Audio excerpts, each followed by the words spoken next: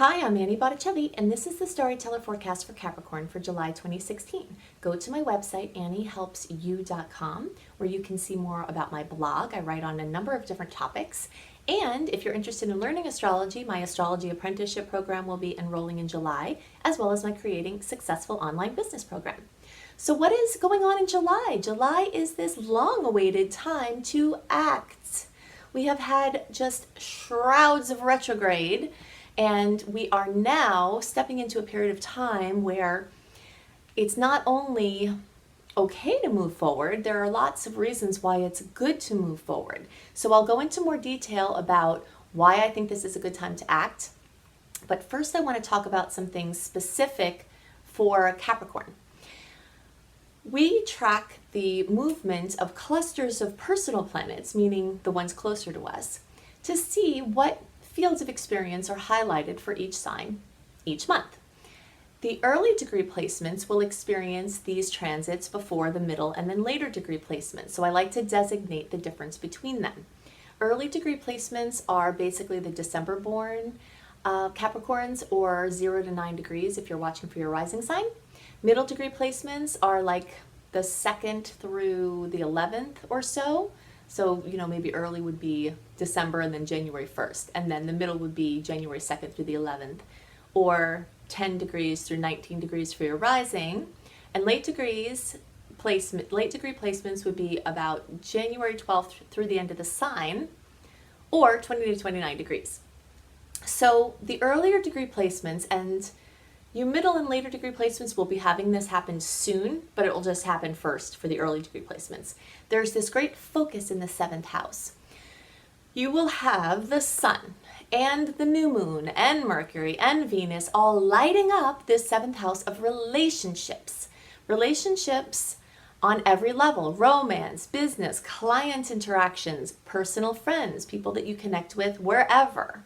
So there's a strong focus and new energy opening up in your relationship space. So it can be a time of great harmony with relationships. It can be a time of important new relationships coming in. So everything about how you are in relationship and what can happen to make your relationships even better. What needs some focus, what's working well, etc. The 6th house is still strongly aspected for the middle and later degree placements. And the 6th house has to do with your health, your pets, your diet. It has to do with your daily work. The 6th house is like your daily experience of life. So if you go to school, that's your 6th house. If you're at home, that's your 6th house. If you're at work all day, that's your 6th house. It's like your daily experience. So things being very current, hopefully harmonious, since, a lot of this is just beautiful, easy energy, focusing on these aspects. We've had some long-term energy involving health with some bigger transits coming up. And so some answers or some smoothness might come from this focus in the 6th house.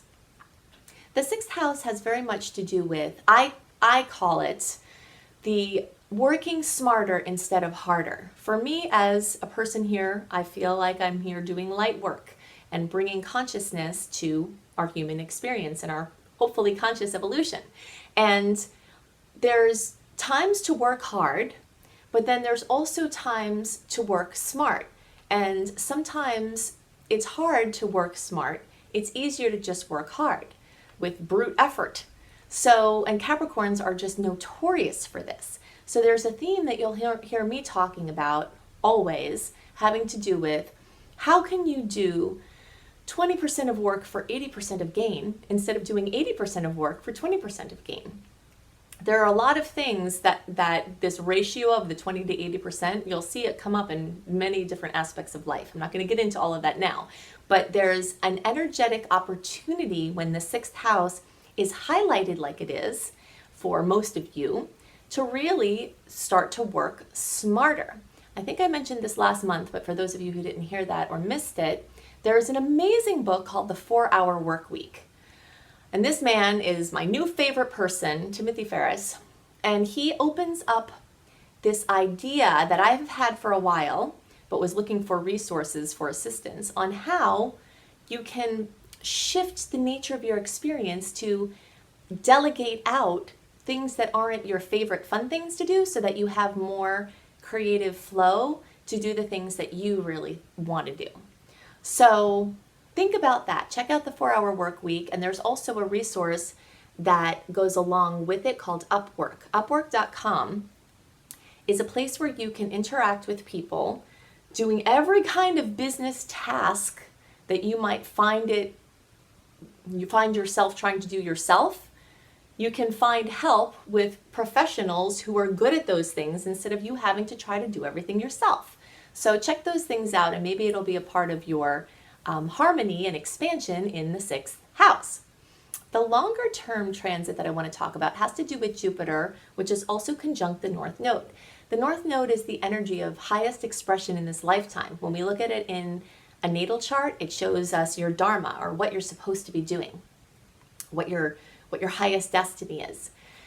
And when we look at it in transit, it shows us what area of focus are you supposed to be drilling down in to bring you into the bigger picture of what it is you're supposed to be doing for your individual destiny. So with Jupiter and the North Node being so close together as they have been for a while, but see, until recently Jupiter was retrograde, so you might not have been feeling this as much. It's like Jupiter wants to expand people coming onto their path, like really getting it, getting what they're supposed to be getting, and just like going for it. So now that Jupiter is direct, all of the blessings and expansion and benevolence and growth that Jupiter wants to bring, it can bring. And for the early degree placements, this is coming soon for the rest of you, this has to do with the 9th house. The 9th house and Jupiter are matched perfectly because Jupiter rules the 9th house. So whenever a planet is in a house that it rules, it's like it's in its elements and it really likes it there, and it can do more in that position. So Jupiter in the 9th house talks about expanding your horizons. I had a really good friend, Bree. We've been friends for a long time, and we lived, I lived on a barrier island off by St. Petersburg, Florida. And she was like torn about whether she should leave or not or whatever. And I was like, Bree, I remember this so distinctly, holding her shoulders and being like, there are so many more places in the world besides St. Petersburg, Florida.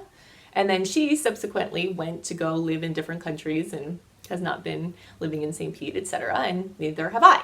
But in any case, it's like that energy that wherever you are, look around yourself, there are more places in the world than that geographical location, and there are also more experiences in the world than whatever you have limited yourself by or defined your experience by. So Jupiter in the 9th house just wants to expand your horizons. Very often when Jupiter's in the 9th house, it makes you hungry for knowledge, hungry for looking for the common strands that tie together the things that are seemingly different, like different philosophies, different religions, different things that seem like they're different. There are common strands that connect all those things. And Jupiter in the 9th house wants to find those things, just to be open, to learn, to teach. It also has to do with writing and communicating and publishing and long distance travel, like different countries, different cultures, different languages. It has to do with creating solutions. I have a massive amount of Sagittarius in my chart, and I consider myself to be here as a solutionist. Whenever anyone brings a problem, I don't think of it as a problem. I think of it as, what's the solution? And this is the energy that wants to come through for you, is to make you ask the question, what is the solution? Rather than what is the problem? So the rest of your, the middle and late degree placements for Capricorn still have Jupiter accentuating the 8th house. But what I just talked about is coming soon, but you still have some more time with this expansion in the emotional, deep emotional intimacy, connecting with people on a very deep level, merging your resources, collaborating, merging your power. Capricorn energy can be very individual and have a little bit of trouble playing well with others, we'll say, because it's so good at doing things on its own. Might be good at telling people what to do or something like that, but a little bit harder sometimes to share that power, and you might find that you have power struggles that are coming up. And this really, of course, not just Capricorns. This is a human condition that we have. But when Jupiter is in the 8th house, it wants to expand your connection with your family, with your business collaborators, with your significant other, with people that you're in close relationship with. It also has to do with other people's money. This is the classic placement of people winning sweepstakes and lotto and having inheritances or finding money or winning money or having people just give them stuff. I have a friend who had Venus natally in her 8th house, and she was the kind of person that liked to do things herself, and she didn't want anyone to tell her to do things and all of that. And her family and now her husband, or all of these people want to give her money and do stuff for her, and she's like, nah, I want to do it myself. And I'm like, okay. I told her 20 years ago almost, was it that long? 15 years ago, one of the things you can do in your life is just let people do things for you.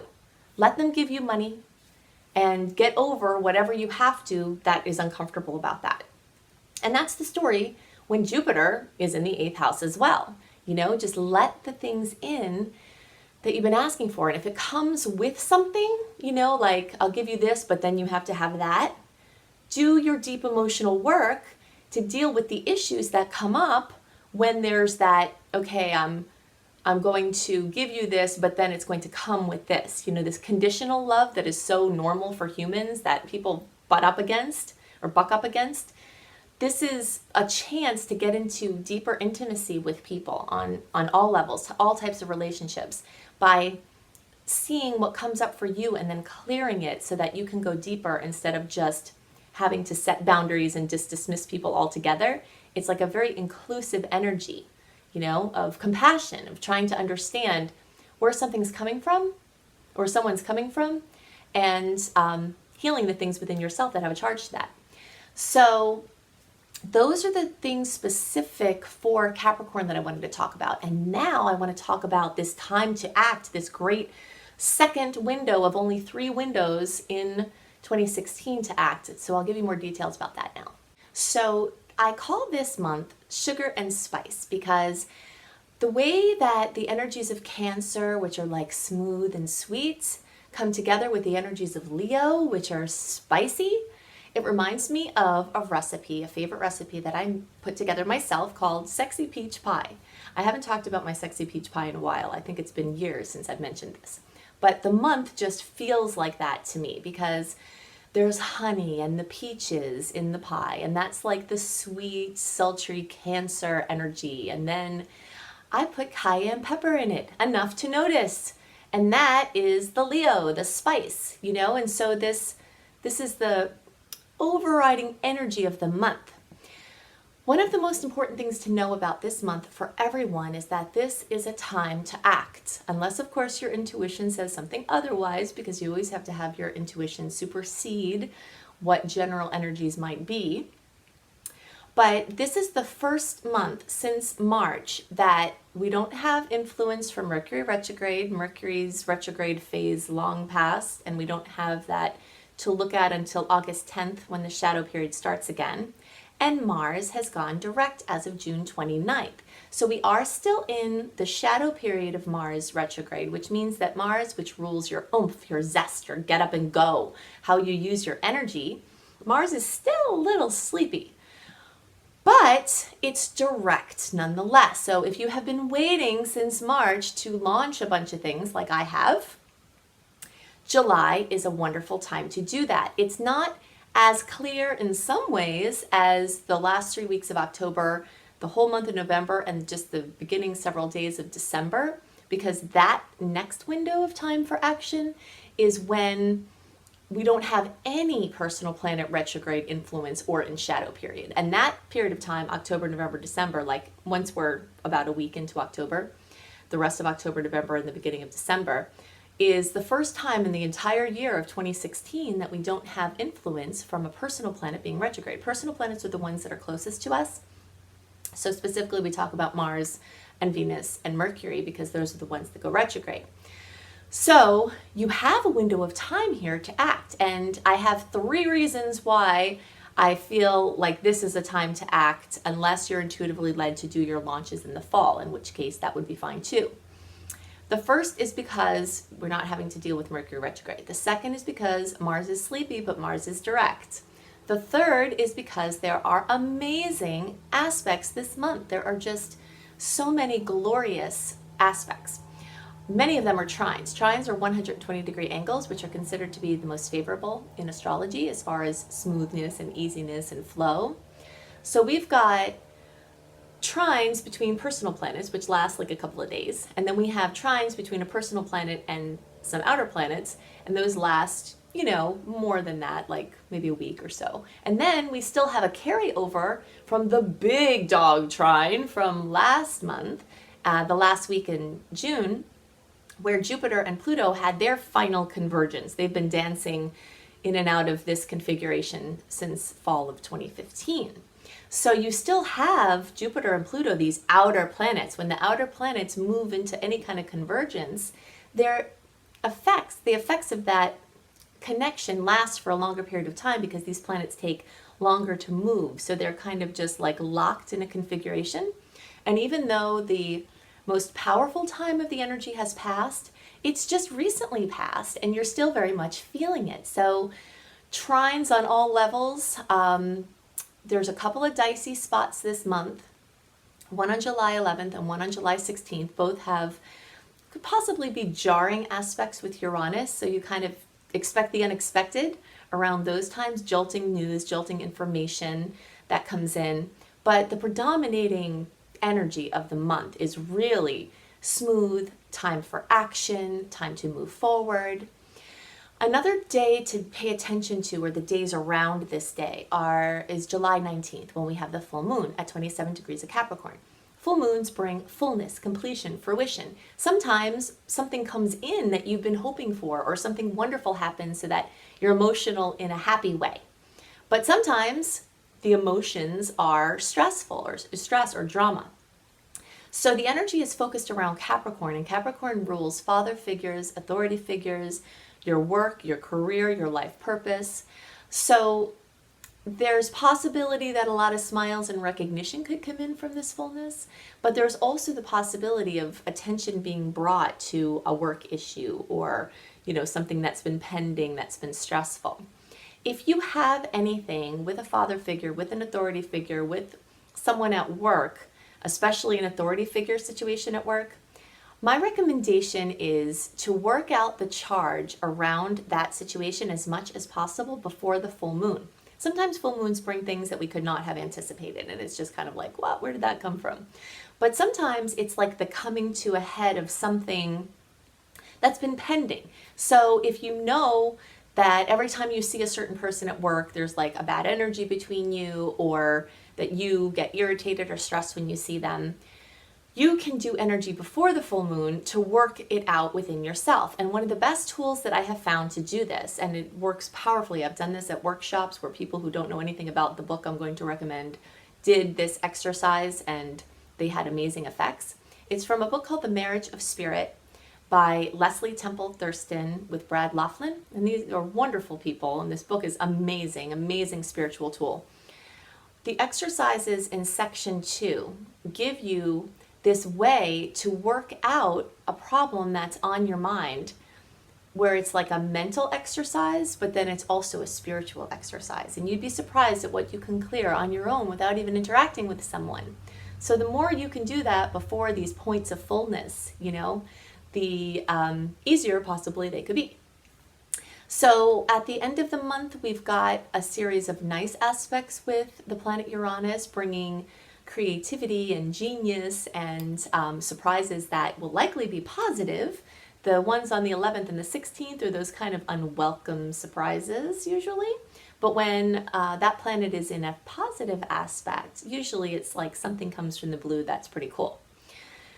So something that is going on, that is pending for us to be discussing again, that I'm just going to bring up now, even though it doesn't actually go direct until August, is Saturn in Sagittarius. Saturn moved into Sagittarius and started, and this was last year, or actually at the end of 2014. This has been ongoing, and then it moved forward, and then it moved backwards, back into Scorpio, and so it's been going on. But since March, Saturn has been retrograde. And when it's in retrograde, it's more working on things in the backdrop. But then once it moves forward, which will happen in August, it's time to start bringing those things back into the forefront. So here are the two things I recommend involving Saturn and Sagittarius. The first is to understand that Saturn in Sag wants to help you bring about your big dreams into reality. Saturn is the taskmaster. Sag is the big thinker. They're not in an easy aspect with each other generally, or in a resonance with each other, but they can be very helpful to each other because they provide this important counterbalance. So whatever big dreams, big goals, destiny, something that just seems maybe even unreachable. Like if someone asked you, what is it that you really would like to do if you had all the resources and the wherewithal to do it? Those kind of big dreams. Saturn wants to help you in the time that it's in Sagittarius to create those big dreams. But what Saturn's going to say you have to do is to work hard and to be disciplined and to get efficient with your energy. That's a higher version of the energy of Capricorn. The lower vibration can be just kind of addicted to work and work for the sake of itself. But the higher vibration of Capricorn, which Saturn rules, which is why it's involved here, is that it wants you to work smarter. And this is a theme that I've been talking about for a while, and I'm going to keep talking about it because this is part of our evolution if we choose to accept it, where we work smarter instead of harder. We might also work a little harder, but we wind up working smarter. So if you figure out the dream, get clear about it, then make a timeline about what would have to happen in order for you to get there, and then break it down into measurable steps. So if you want to be a filmmaker, right, you would have to first get a good camera, right? Maybe you need some training. Maybe you'd need to be able to take trips to the places where you want to do filming. Maybe you need to have a screenplay. Maybe you need to, whatever it is. So get the big dream in your mind. Think about the things that you would need for creating that, and then keep breaking those down into what you have to do every day to get to the big dream. And that's what Saturn wants to help you do. So here in July, right before it's about to go direct, be thinking about this so that you can have your plan ready. So these are the general energies of the month for everyone. And if you would like some assistance in using these energies and the ones that are more specific to your chart, which I can't see in the general horoscopes, then check out my website, anniehelpsyou.com. You can see more about my personal coaching. You can also sign up for my free email newsletter and become part of my community and get the write-ups that I talk about with more detailed explanations of the aspects and what planets are involved, etc. And definitely check out, if you're interested in learning astrology and you resonate with how I teach, my Astrology Apprenticeship program will be enrolling in July, and my Creating Successful Online Business program will be enrolling in July. And I have lots of self-development programs on my website as well, and my blog. So go to anniehelpsyou.com, and I hope you have a wonderful month. See you next month. Bye.